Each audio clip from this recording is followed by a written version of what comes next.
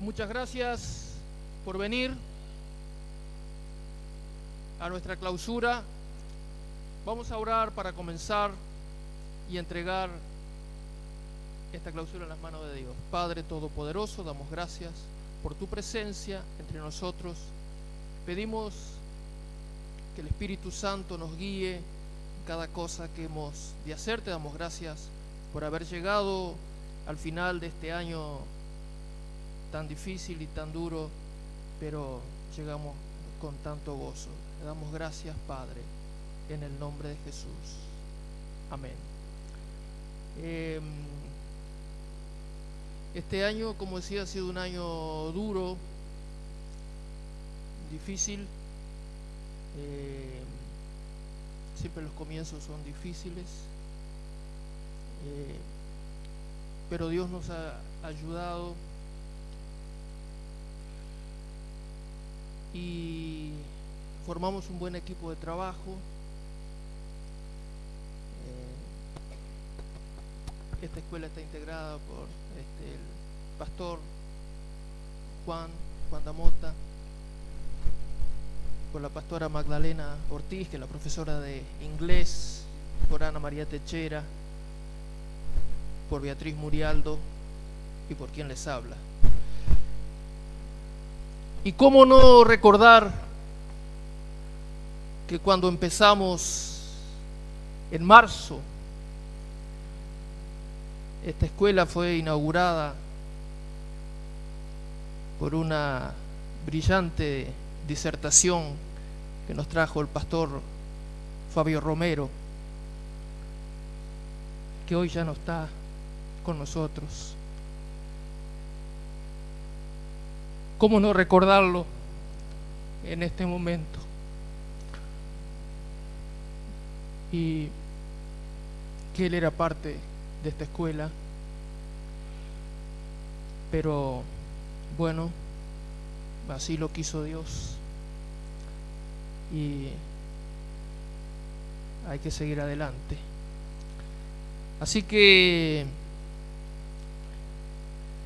ya sin más preámbulo, entonces le paso al pastor Darío Cervetti, que va a estar, que aparte él es el director del Departamento de Educación Cristiana de las Asambleas de Dios, y él va a estar compartiendo con nosotros esta noche. Amén. Gracias, pastor. Dios les bendiga, hermanos.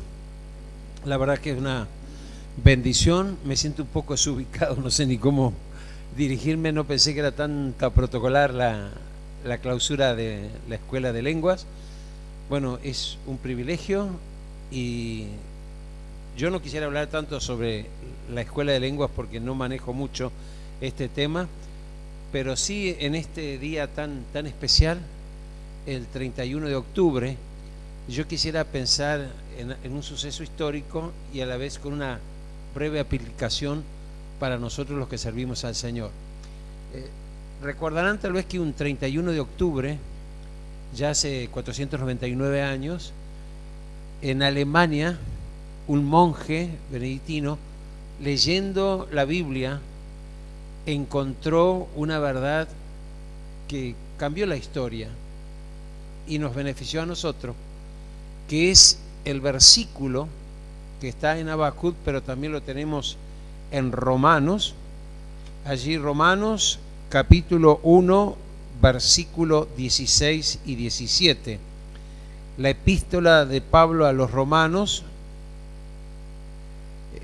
Martín Lutero, que era un monje benedictino, estaba leyendo la palabra, la Biblia, y encuentra esta verdad y dice: porque no me avergüenzo del Evangelio, porque es poder de Dios para salvación a todo aquel que cree, al judío primeramente y también al griego. Porque en el Evangelio la justicia de Dios se revela por fe y para fe, como está escrito, y esta es la verdad, mas el justo, y aquí se centra la atención de este monje, Martín Lutero. Había algunas situaciones muy especiales que estaban sucediendo cerca de la parroquia que él estaba dirigiendo, que Lutero estaba dirigiendo, estaba un señor Juan Texel, que también estaba en otra parroquia y vendía lo que llamaba las indulgencias. La iglesia se había convertido en un centro mercantil, ¿verdad? El asunto de dinero gobernaba la iglesia, el poder era otra la iglesia y el desvío de la doctrina bíblica. Entonces estaban justificando las obras, todo lo que podíamos hacer aquí en la tierra con la parte económica para la salvación. La iglesia se había corrompido, no corrompido en el sentido general, pero sí en lo espiritual y en lo que tenía que ver con la moral de los dirigentes. Ahí la iglesia, que era una única, que funcionaba en todo el mundo, va a sufrir un quiebre y se le va a llamar a esta protesta de Martín Lutero contra las indulgencias que vendía Juan Texel, los protestantes. Y ahí van a comenzar dos grandes divisiones: el catolicismo por un lado y el protestantismo o luteranismo por otro.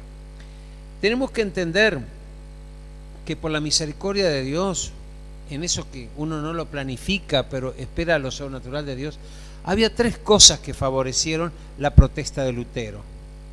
La primera era un despertar que tiene que ver con las letras, con la ciencia, con las artes, que se llama renacimiento. Ese despertar, el renacimiento, hace que el pensamiento de las personas, de la sociedad, cambiara. Juntamente con el despertar del renacimiento, surge una invención que es muy importante, que es la imprenta.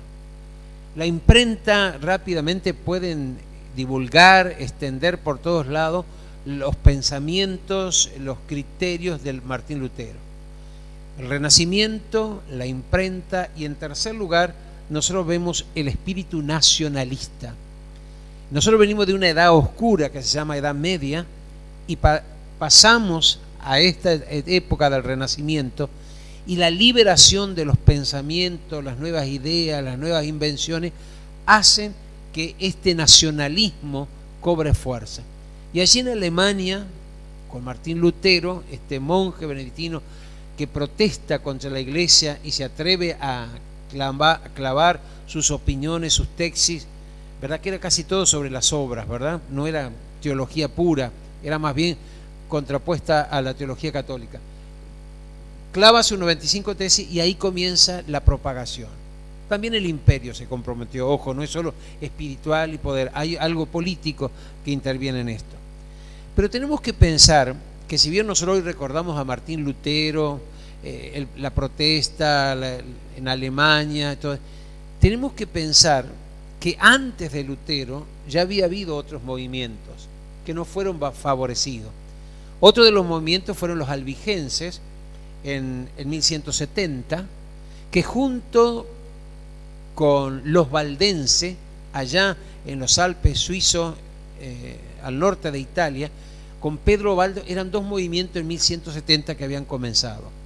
Y aquí hago un paréntesis: si hoy Pedro Baldo resucitara, se vuelve a morir, porque si bien la iglesia valdense como está hoy, hermano, no pide opción para, se muere repentinamente, hermano, porque lo que tanto luchó Pedro Baldo, ahora en lo que ha terminado.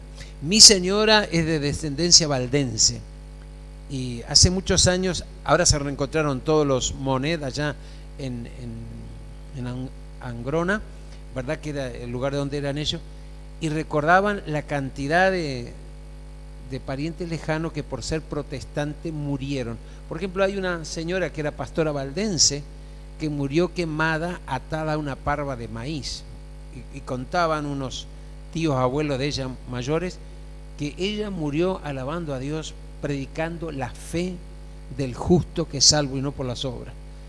Entonces en 1170 había comenzado Juan Wycliffe, los valdenses, también los albigenses.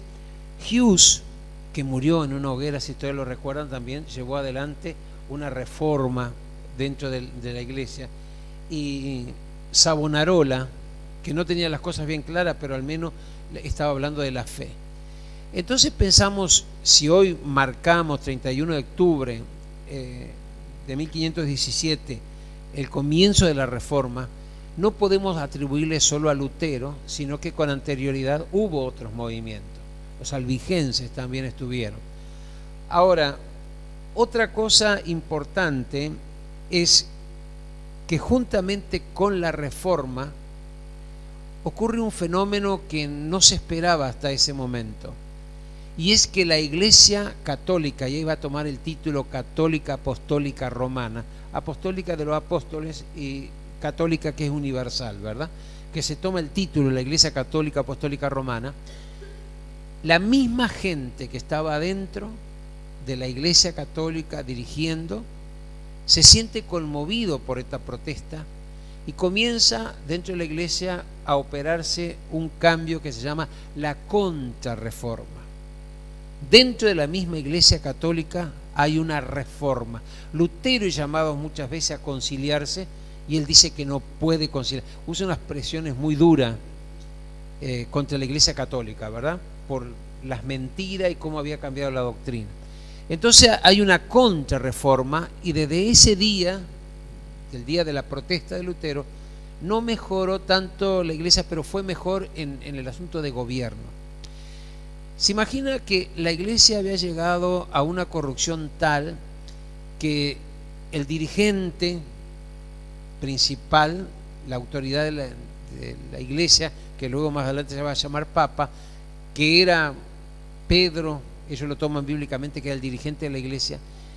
El Papa tenía una cantidad de colaboradores que todo financiaban lo que es hoy el Vaticano. Saben que el Vaticano es un estado libre e independiente dentro de Italia y es una de las naciones más ricas del mundo, ¿no? Claro, es todo habitable Vaticano, no tiene espacio libre, todo habitable.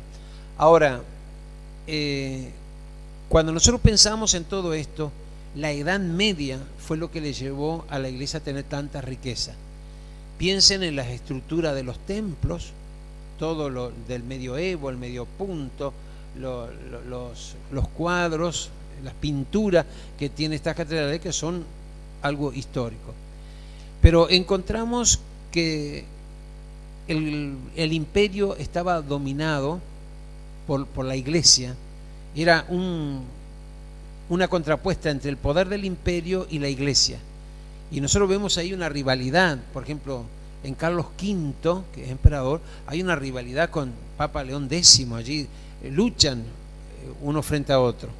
La Iglesia se había convertido en algo político, religioso político, y una fuente de economía social.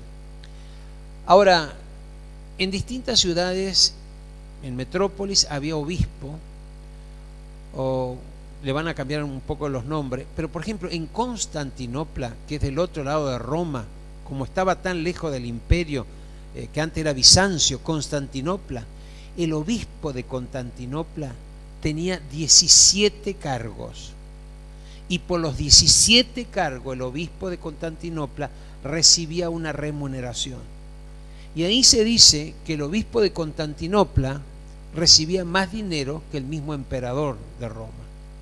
Entonces, ¿para qué señalamos esto? No para criticar ni censurar, sino dónde había llegado la Iglesia. ¿Para qué decimos todo esto cuando leemos que Lutero declara que el justo por la fe vivirá? Aquí sale a relucir algo muy importante, que es la prioridad por encima de todas las cosas de la verdad bíblica que está basada en la palabra.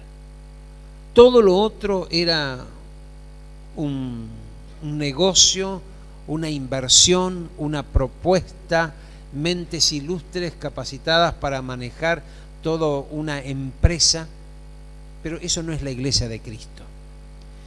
Y aquí, tomando tan solamente estas palabras, estas expresiones de la situación de la Reforma, volvemos a la situación actual nuestra. Aquí se están preparando para entender mejor la palabra, no para negociar con el conocimiento de la palabra, espero, ¿no? aquí estamos pensando en una capacitación porque nos sentimos responsables de ganar a toda esta generación, ¿verdad?, que no conoce a Jesucristo. ¿Saben que la situación de la iglesia está también bastante similar a la época de la Reforma? Por ejemplo, vean bien las nuevas teologías. Por ejemplo, la teología de la confesión positiva, que saben que es un peligro. Es un peligro porque la gente niega la realidad y comienza a entrar en un mundo de fantasía y de ilusiones.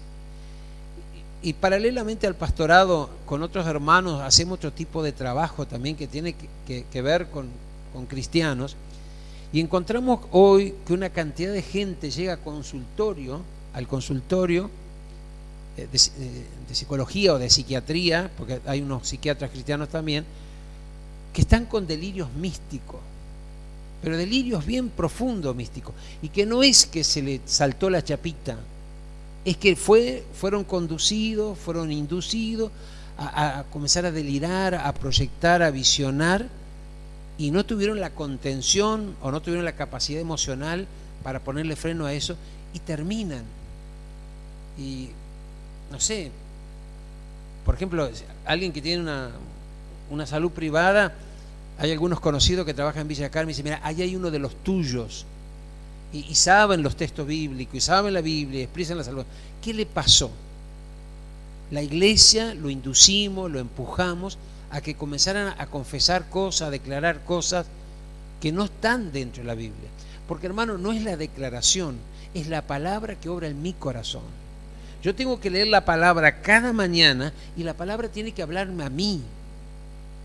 Es el gran error que hoy cometemos, hermano. Que alguien por internet o por un CD o por un escrito, no sé, o por un mensaje, te dice algo que ya está digerido para él, pero si es para nosotros tenemos que encontrar la palabra. Y parece un poco cerrado esto, pero es la problemática de la confesión positiva.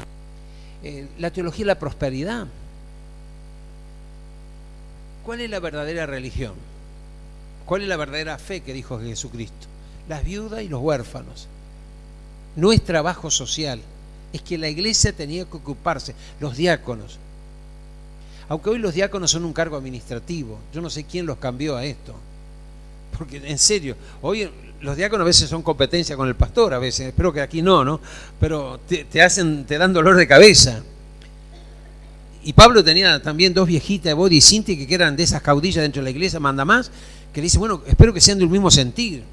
Entonces, la situación no ha cambiado, pero los diáconos servían a las mesas.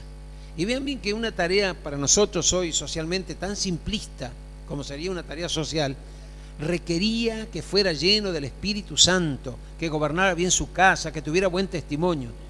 Hermanos, si cambiamos la función diácono por algo administrativo y espiritual, los requisitos tienen que ser iguales o mejores.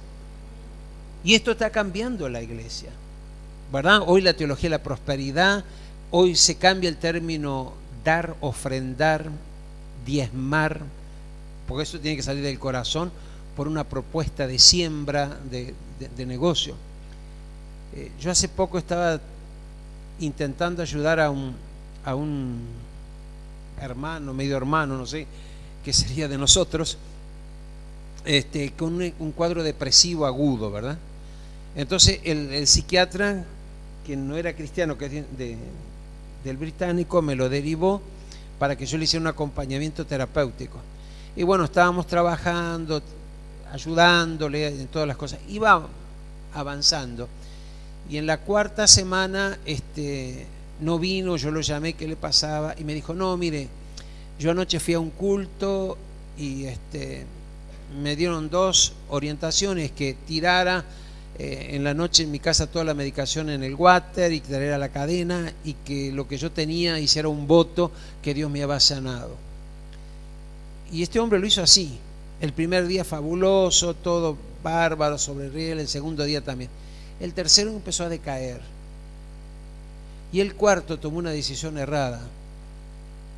Se puso en la cabecera de la cama y se disparó un tiro en la boca. En la pared quedó todo lo que era cerebro, cabello, como un cuadro en relieve. Hermanos, fue difícil ir esa noche al velorio. Cuando llegué enseguida la gente sabía, en vez de hablar del muerto tenía que hablarle a la gente qué pasaba con la fe evangélica. Y hermanos, esa teología de la prosperidad, si resulta, Dios te bendiga, pero de corazón te lo digo.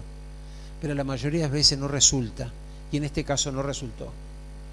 Y sabéis que toda aquella gente, que salían más o menos 60 lo que había en esa noche, allí en esa sala velatoria, todo el mundo te interroga de qué iglesias son, qué es lo que ustedes creen, ustedes quiénes son, tantas cosas. Y en vez de hablar de Jesucristo, tenés que estar 2 horas defendiéndote para identificarte quién sos. Entonces vos podés entender que todo esto lleva a situaciones trágicas. Y ahora lo que me llama la atención es la teología del empoderamiento. El pastor Hugo es más capo en esto. Yo en mi ignorancia voy a presentar mi punto de vista. En ningún momento la Biblia nos señala que la iglesia va a gobernar el mundo. En ningún momento yo encuentro un pasaje, una explicación bíblica que la iglesia vaya a gobernar. Que la iglesia es la sal de la tierra, que la iglesia es la luz del mundo, bárbaro. Pero gobernar no. Entonces, hermanos, hoy estás viendo una corriente dentro de la iglesia que están por un sufragio, un partido, un ideal o otro. Como que la iglesia va a gobernar. Y esa teoría del empoderamiento, del poder, no es bíblica. Respetamos. Pero hermano, hay una frase de Billy Graham. Dice: yo nunca me rebajaré a ser presidente de la nación por cuanto Dios me llamó al ministerio. Y quiere levantar el llamamiento y el servicio a Dios, pero no por jerarquía, sino por dignidad y conciencia. Dios nos ha llamado a servirle, ¿verdad?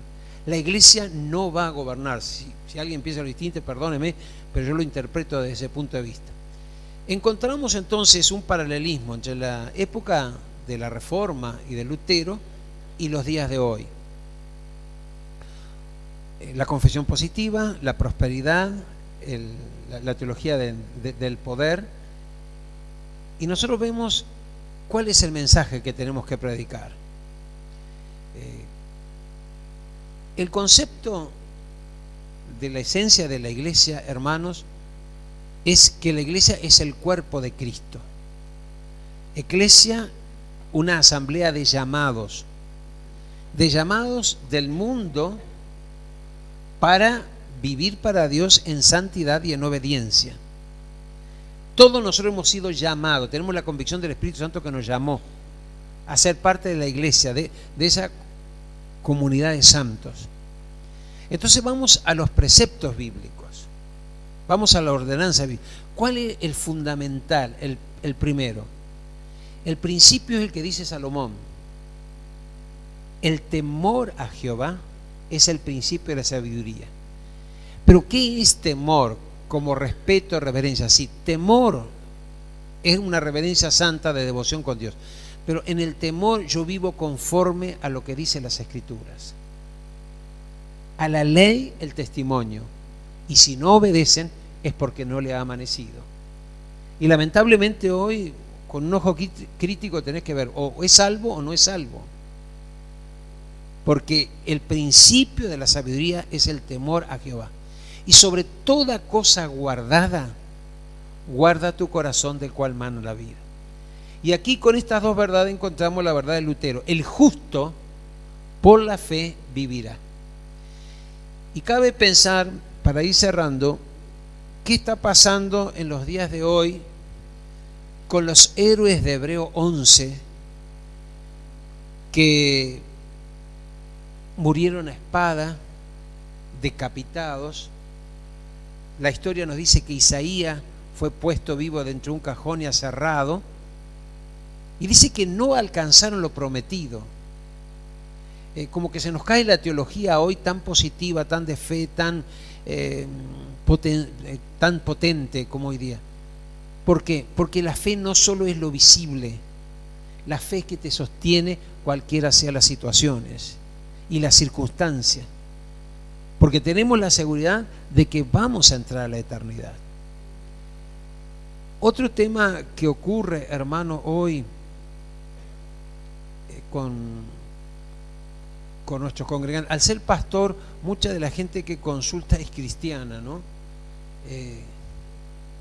A veces con otros hermanos que también son cristianos, que formamos una asociación, hay otra esposa de pastor que es cristiana que también tiene la misma demanda.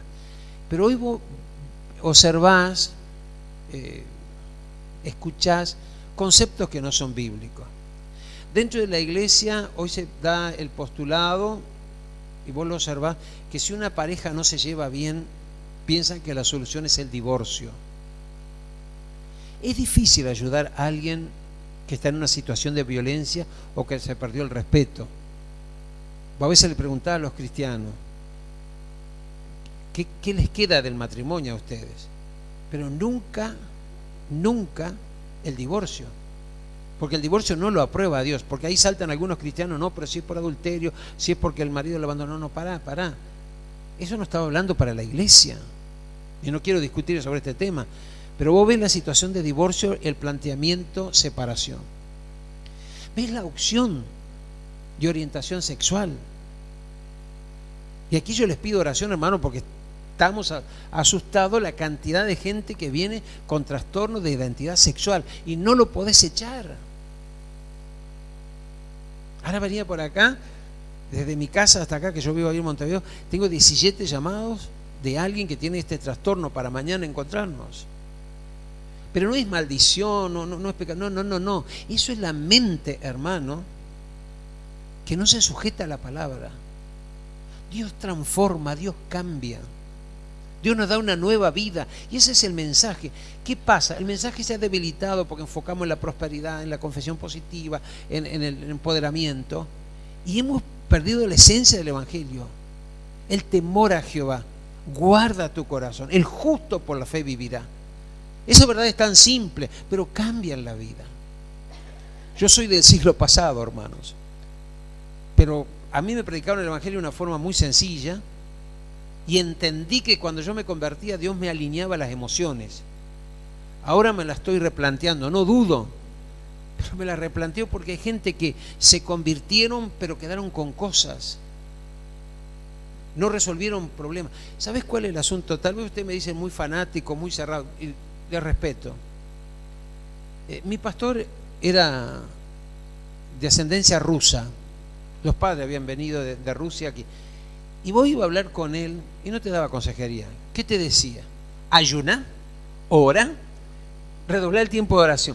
Y al final, ahora suena raro, porque si vos decís eso, ay, no me atendió el pastor, tenías un problema, ayuná. Yo en aquella época estaba estudiando en el liceo, iba al liceo, pastor, y era toda una revuelta política aquí en nuestro país, y estaba bravísima la cosa.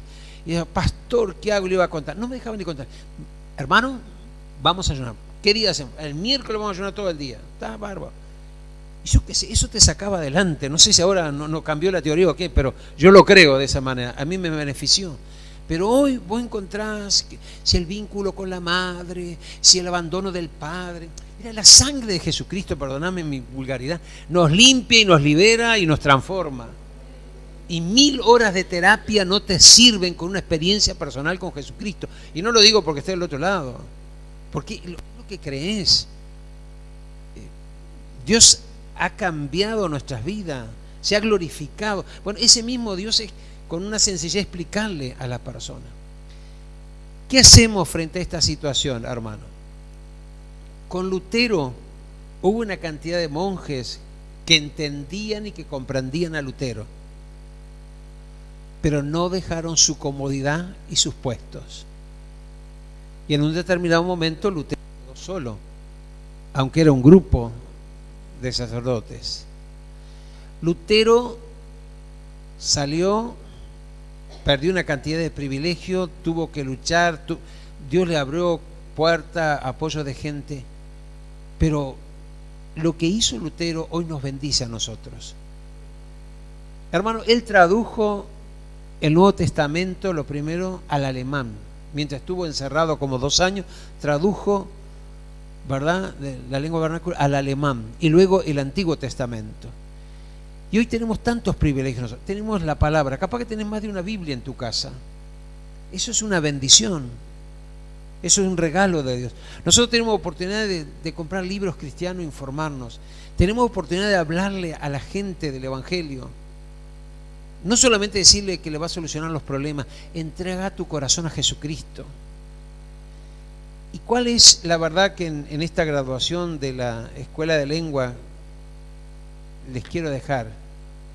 Que el justo por la fe vivirá. Y no busquemos otra explicación ni teológica, ni filosófica, ni racionalista. La fe es certeza. La fe es convicción. Y sin fe es imposible agradar a Dios. Podemos entender la teología, podemos entender las lenguas, podemos entender los principios hermenéuticos. Todo eso tiene que bendecirnos, no complicarnos la vida. ¿Por qué? Porque la fe es lo que nos mueve, nos lleva adelante, y sin fe es imposible agradar a Dios. Padre, te queremos dar gracias en esta noche por estar aquí juntos en la clausura de este seminario, de esta escuela de lengua. Gracias por cada hermano. Y ahora comenzamos a revisar nuestras vidas y nos damos cuenta que tú nos has llamado, que tú has puesto una convicción de nuestro corazón. Y en esta hora, en este tiempo, en esta noche, queremos confesarte que tú eres el Señor, el dueño de nuestras vidas. Te pedimos, Señor, que tú nos vuelvas a esa iglesia de fe, a esa iglesia que dependía de ti, Señor. Esa iglesia que no medía los resultados, sino que enfatizaba la predicación en el nombre de Jesucristo del Evangelio que transforma y cambia vidas. Señor, danos esa convicción, ministranos en esta tarde. Señor, te ruego que tú quiebres estos moldes, estas normas que tenemos, y nos hagas vivir, sentir plenamente la vida abundante en el Espíritu. Señor amado, no es con ejército, ni es con fuerza, lo declaramos en tu presencia, es con tu Espíritu. Gracias por este año que le has dado a la Escuela de Lenguas. Gracias por cada hermano. Te ruego que toda esta capacitación podamos ponerla a tus pies para un servicio mejor, más amplio y más responsable. Pero Señor, que el celo por la evangelización, por ganar las almas y por fortalecer tu iglesia sea en cada uno de nuestros corazones. En el nombre de Jesús. Amén. Amén. Damos gracias al pastor Darío Cervetti, pastor y psicólogo cristiano. Y bueno, queremos agradecer en esta noche, nos visita la Asociación de Pastores de Canelones, su presidente Jorge López, muchas gracias por estar con nosotros, Freddy Sosa también. Y bueno, ahora vamos a hacer algo que ya los alumnos venían practicando. Vamos a leer el Padre Nuestro. Se va a leer en inglés y en griego bíblico. Así que entonces dejo a la profesora de inglés, la pastora Magdalena Ortiz, que ella va a pasar con sus alumnos.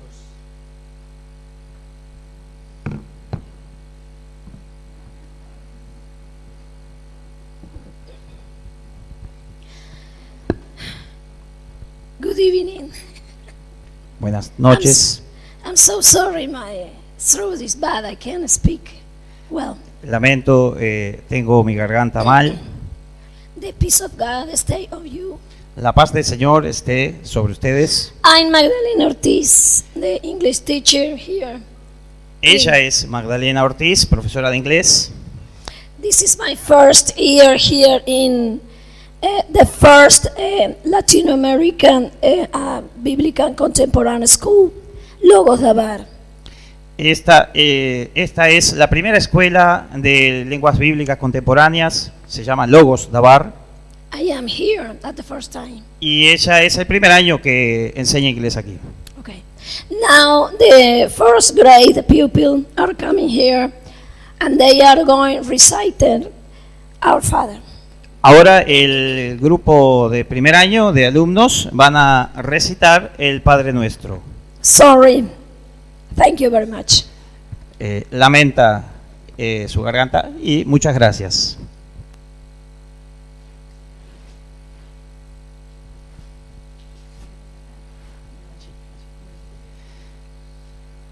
Our Father who art in heaven, hallowed be thy name. Come, thy will be done. On earth as it is in heaven. Give us this day our daily bread. And forgive us our trespasses, as we forgive those who trespass against us. Lead us not into temptation, but deliver us from evil. For thine is the kingdom, the power, and the glory, forever and ever. Amen. Thank you.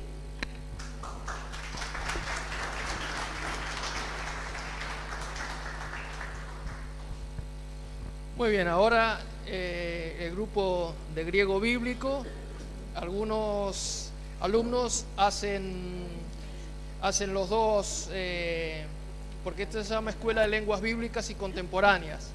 Porque algunos dicen, ¿cómo tenemos inglés en una escuela de lenguas bíblicas? Pero es bíblicas y contemporáneas porque el inglés es una herramienta fundamental. Si usted quiere profundizar luego el estudio de las lenguas bíblicas, la mayoría de la bibliografía está en inglés,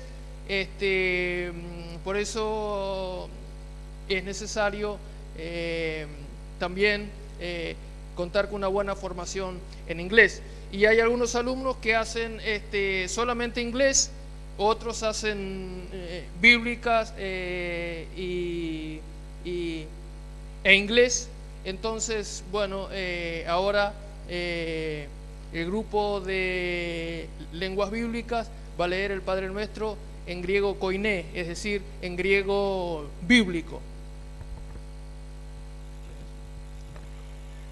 Pater Himon. Joentois. Uranois agiaceto tu. Onamasu. Esito he basileia su, Geneseto to selema su. Jos en Urano. Kai epi ges. Tonarton gemón. Ton epiusion. Dos gemin semero. Kai afes gemin.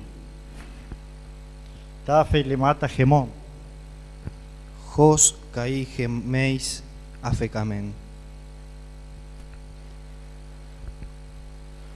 Tois ofiletais gemón. Kai me eisemeken gemas. Eis peirasmon. Allá besai gemai. apotu poneru. Amén.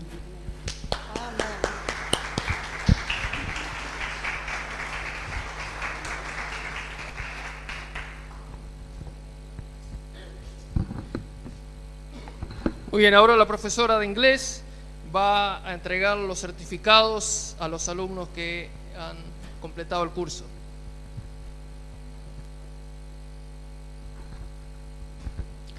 Miriam Cortés.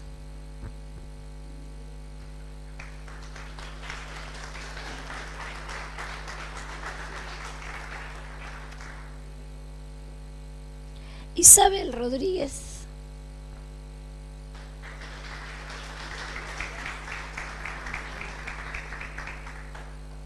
Lili Rodríguez.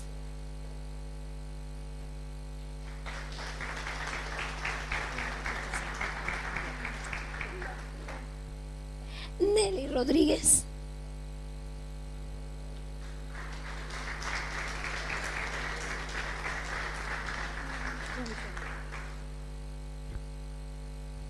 Tony Alves.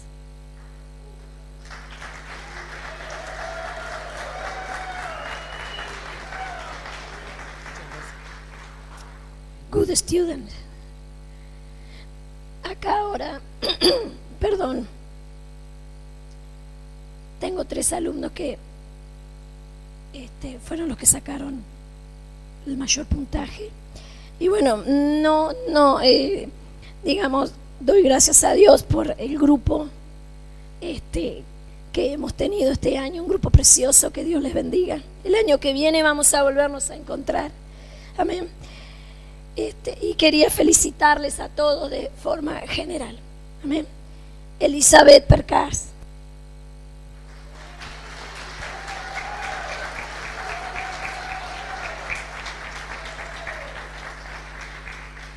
Excelente. Walter Aguiar.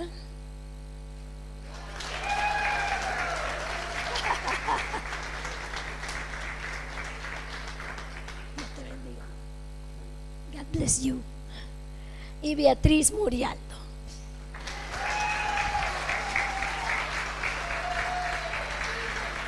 Hay una particularidad que me gustaría hablar, que ella fue mi maestra. Y bueno, este año me tocó ser yo la maestra de ella, en inglés. Gracias. Muy bien, ahora vamos a entregar los diplomas de lenguas bíblicas, hebreo y griego. Hebreo lo hacemos en el primer semestre y griego lo hacemos en el segundo semestre. Entonces, nuestra hermana Ana Techera va a entregar los certificados.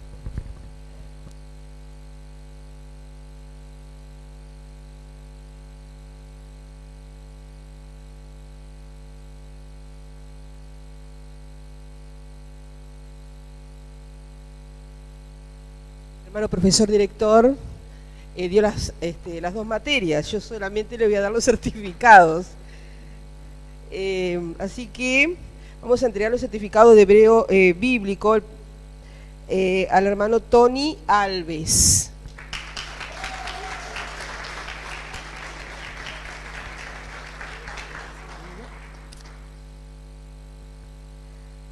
El hermano Luis Acosta y la hermana Adriana Rivas. Vamos a entregárselo juntos. Luis Acosta y la esposa. Que te bendiga. La hermana Beatriz Murialdo.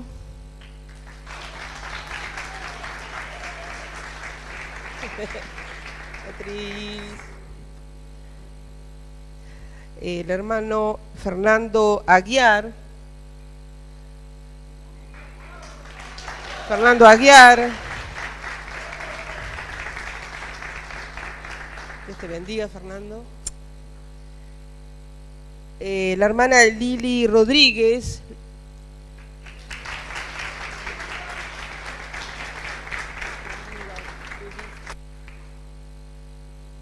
La hermana Nelly Rodríguez.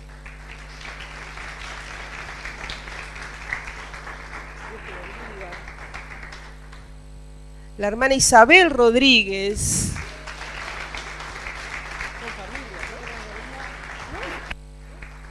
No son familia.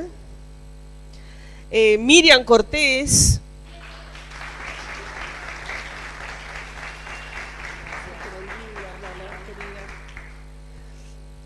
María González.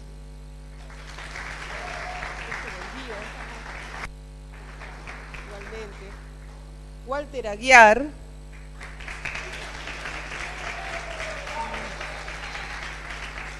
Dios bendiga, hermano.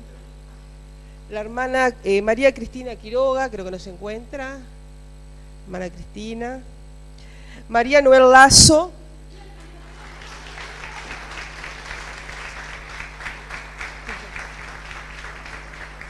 Dios te bendiga. Fabián Cabrera. Dios te bendiga, Fabián. El hermano Santiago Llovera, creo que no vino, pero lo mencionamos. La hermana Gaby Bonilla, que tampoco no se encuentra. Y vamos a entregar los certificados de finalización de curso de griego. No, confundí, hebreo, ¿verdad? Griego, sí. Ustedes, sí. Luis Acosta. ¿Cómo está? Dios te bendiga. Miriam Cortés. Acá te pusieron Luis Gutiérrez también. María Noel Lazo.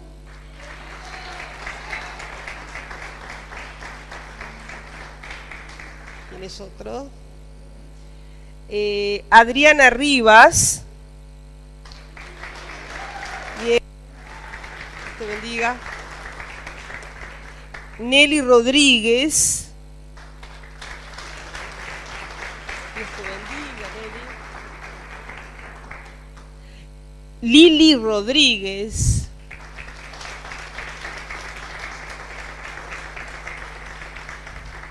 Dios te bendiga. María González. Dios te bendiga. María. Fernando Aguiar. ¿Viste? Isabel Rodríguez.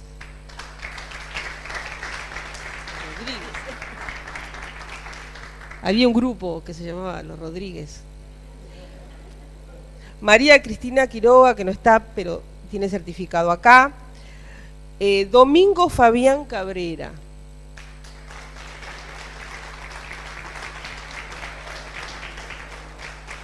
Dios bendiga.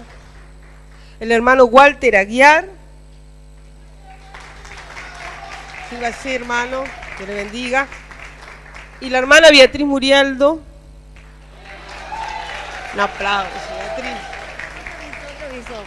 Gracias. Dios les bendiga. Y aquí tenemos los que sobraron. Hermano Hugo.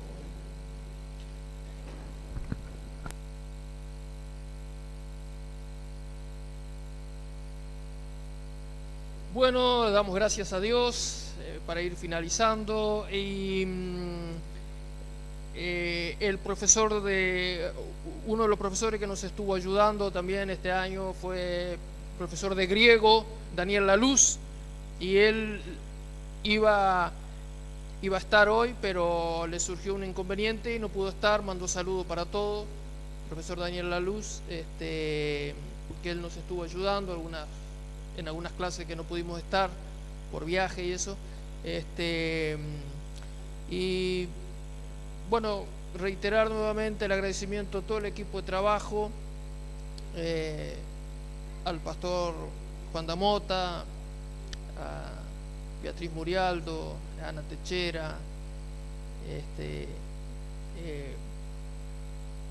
y todos los hermanos que han trabajado, a la profesora de inglés, la pastora Magdalena, y también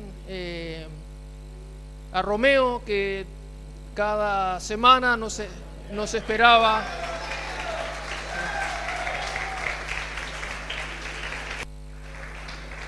con todo pronto, ahí el cable para el alargue en el salón. Muchas gracias, hermano Romeo, por ayudarnos en todo este año también. Bueno, todos los alumnos, los familiares de los alumnos, todos los que han venido, los pastores que nos acompañan en el día de hoy, al pastor Darío, que estuvo con nosotros compartiendo la palabra, Y para finalizar le quería pedir al pastor Juan Damota que él ore para dar por finalizada esta reunión. Y después tenemos un ágape, no se vayan, tenemos un ágape para compartir ahí cositas ricas. Muy bien, gracias a Dios por esta linda experiencia de haber tocado aquí en la parte de esta escuela de lenguas. Como pastor de la iglesia me siento honrado y un buen grupo. Creo que esta hinchada que ha gritado en esta noche ha dado aliento a varios. Quizás el próximo año haya algunos más que comiencen alguna de estas materias.